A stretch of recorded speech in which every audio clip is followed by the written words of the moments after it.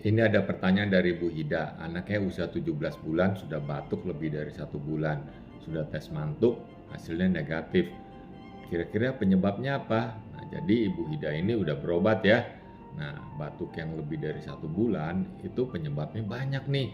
Nah, bisa alergi, bisa infeksi. Nah, infeksi ini salah satunya adalah TBC. Nah, nanti dokter itu akan melakukan tanya jawab yang mendetail ya. Nah, dengan tanya jawab yang mendetail, maka dokter akan menyingkirkan satu-satu nih penyebabnya. Misalnya, dokter akan bertanya kalau kecurigaannya TBC nih. Misalnya, apakah ada orang dewasa yang sakit TBC juga? Nah, bagaimana dengan makannya, berat badannya, ada nggak panas? Nah, status gizi saat ini gimana? Nah, batuknya gimana nih? Nah, kalau TBC, kalau benar-benar TBC, makin hari itu batuknya itu makin jadi, nafsu makan berkurang, sehingga berat badan tetap aja, bahkan bisa turun.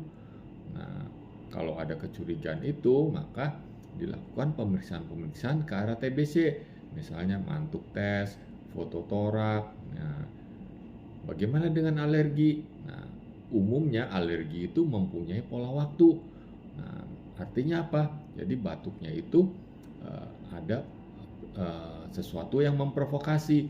Misalnya udara dingin ya, pagi hari ya, batuknya lebih sering, siang berkurang sendiri tanpa obat. Nah, malam lebih batuk lagi. Nah, apakah anak Bu Hida ini mempunyai pola waktu batuknya ini?